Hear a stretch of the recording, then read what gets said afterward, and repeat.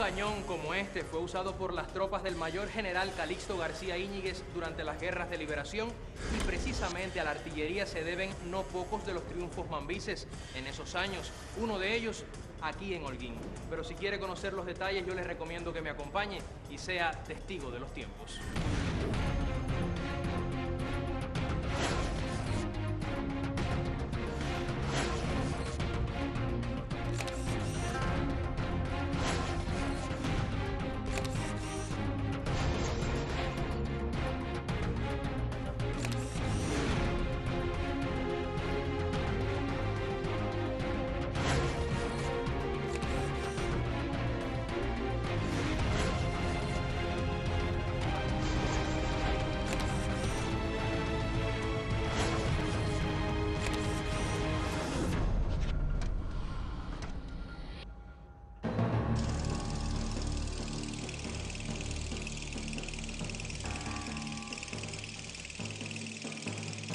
Cuando pensamos en las luchas de los mambises, casi siempre tenemos la idea de identificar al machete como arma de lucha, pero no todos conocen el valor de la artillería en nuestras gestas emancipadoras. Quien sí se ha encargado de estudiarlo es el investigador e historiador holguinero José Abreu Cardé. Bienvenido.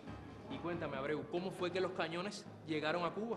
Bueno, mira, esto fue un gran esfuerzo de la emigración cubana radicada en el exterior. Estas personas que realmente aportaron dinero, del poco dinero que tenían, aportaron dinero para organizar expediciones. Compraron cañones, fusiles, armas, etcétera, diversas armas, y la enviaron, alquilaron o compraron barcos y los enviaron en expediciones a las costas cubanas. Fue una aspiración de los mambises siempre tener al cañón. Por ejemplo, en el sitio de Holguín se utilizó un pequeño cañón, en la toma de Bayamo se utilizó un pequeño cañón también, pero eran armas artesanales, muy antiguas, muchas veces eran más peligrosas para los propios artilleros que para el enemigo. Después, posteriormente, trajeron algunos cañones en expediciones, pero lo utilizaron de forma incorrecta. Porque, en primer lugar, los mambises tenían una mentalidad de guerrilleros, no tenían formación militar, y por lo tanto no podían organizar un combate con un medio tan complejo como es un cañón, que tú tienes que arrastrarlo, tú tienes que cuidarlo, tienes que mantenerlo desde el punto de vista técnico. Esto hizo que todos los intentos de ellos en la guerra de los 10 años, que fue donde se utilizó la artillería, fracasaran. Pero Calixto García en esa historia marcaba la diferencia. Exactamente, porque mira, en primer lugar, Calixto García era un hombre que había estado en España, primero detenido, preso durante varios años, del año 74 al año 78, y posteriormente, después del fracaso de la Guerra Chiquita, lo envían como desterrado político, bajo vigilancia, desde el año 1880 hasta el año 95, que se escapa y viene para Cuba. Calixto García estudió en ese periodo historia militar, estudió táctica, estudió estrategia por su cuenta, lógicamente, no era su oficio, pero estudió preparándose para una futura guerra.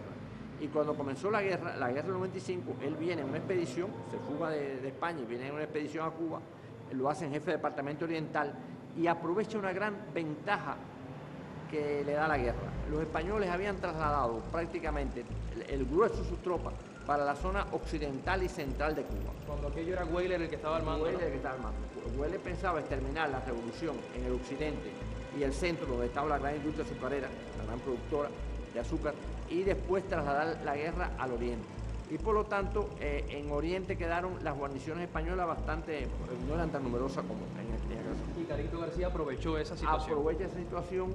¿Qué le permite esto? En primer lugar, dominar el territorio. En segundo lugar, hacer grandes concentraciones de hombres para poder cuidar la artillería y utilizarla en combinación, el fuego de la artillería con ataque de infantería mambisa. En el año 1869 llegó una expedición a las costas holguineras con varios cañones. Entonces, el jefe de esta expedición decidió atacar el fuerte de la Cuava. En este ataque desplegaron los cañones, pero no se dieron cuenta de que la tropa que situaron entre Holguín y la Cuava, para evitar que los españoles fueran de refuerzo, se retiraron. No hubo una coordinación en esta operación, se retiraron esta tropa y los españoles atacaron a los mambicios por la retaguardia y los vencieron. Esa es la parte de la derrota, pero también hubo una victoria muy significativa aquí en Holguín. Exacto, fue la Loma de Hierro. Pero no me la cuente ahora. Yo creo que sería muy bueno irnos hasta allá, no es tan lejos de la casa natal, y entonces me la cuenta allí mejor. Vamos a hablar. Vamos. Corría el año 1896. y el Ejército Libertador había alcanzado cierto grado de desarrollo. Varios generales mambises continuaron consolidándolo después de la partida de Máximo Gómez y Antonio Maceo al frente de la invasión. Vale señalar que en el departamento oriental influyó la política de guerra del capitán general español Valeriano Weyler. Este concentró el grueso de las fuerzas en el centro y sobre todo en el occidente de la isla.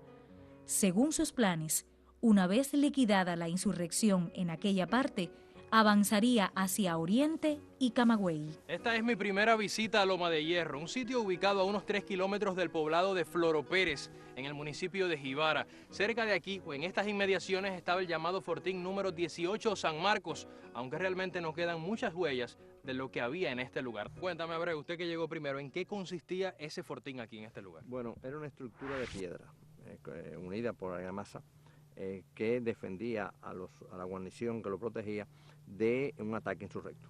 Además estaba rodeado por una trinchera. La trinchera tenía dos objetivos. En primer lugar, evitar un ataque mambí. Es decir, en caso de que los mambíes se atacaran con infantería, tendrían que primero que saltar sobre la trinchera para llegar al fuerte.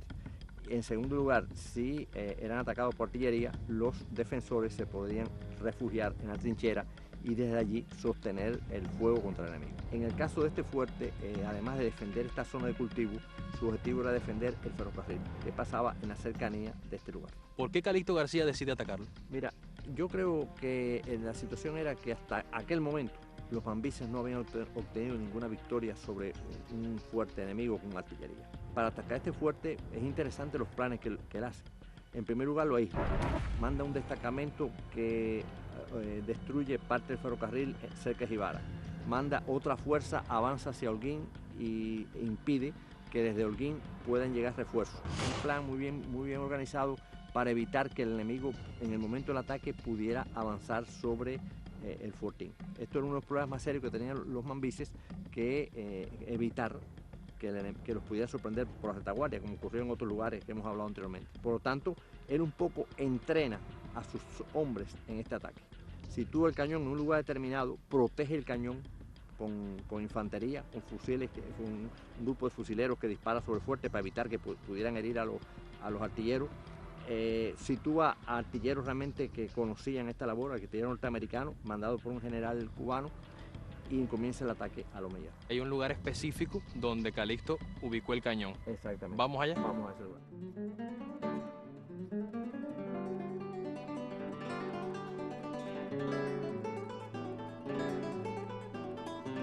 Calixto García marchó hasta situarse a una legua del poblado de Auras. Al amanecer, continuó hacia Loma de Hierro, donde acampó a las 5:30 de la mañana del 20 de agosto. Fue justamente en este sitio, a unos 300 metros del fortín español en Loma de Hierro, donde Calixto García encomendó a su tropa construir una pequeña barricada e instalar el cañón Hodgkin. ¿Quién dirigía la pieza? Enrique Collazo, un hombre de experiencia militar, tenía formación militar. ¿Y cuán duro, cuán difícil fue el combate? Bueno, el combate realmente se extiende por 2 horas. Calixto García desplaza, sitúa en este lugar el cañón protegido por alrededor de 40 tiradores con fusiles Mauser, fusiles de gran alcance, con el objetivo de que abrían fuego contra el fortín y evitaran que los tiradores del fortín pudieran herir a los artilleros. Siempre, generalmente, un combate de artillería, tú tratas siempre de neutralizar a los artilleros, es decir, matarlos, herirlos. Y yo me imagino que, por supuesto, no había todos estos árboles en aquel momento. No. Esto es un lugar llano, un lugar cultivado. Entonces, realmente había una zona llana y sin estos árboles. Entonces empieza el ataque, las tropas de Calixto García con sus tropas, empieza el bombardeo del fortín. Fíjate si es interesante una cosa, que a las 2 horas de estar bombardeado el fortín y los españoles, hay que decir que los españoles al iniciar el ataque se refugiaron en la trinchera y comenzaron a responder el fuego de los mambises. Pero el ataque con la artillería le demostró que era imposible soportar ese ataque.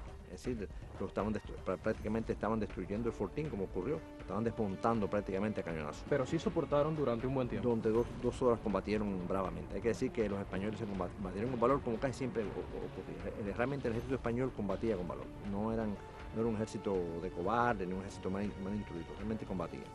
Por eso estaban a la altura de los mambises.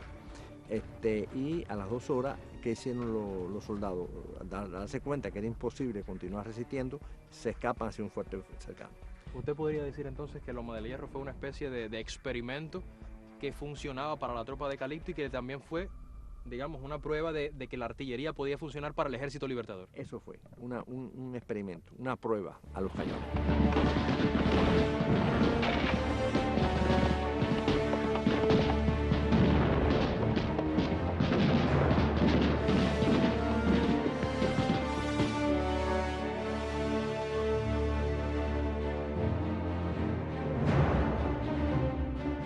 Orientales, os cabe la satisfacción de ser los primeros cubanos vencedores con la artillería.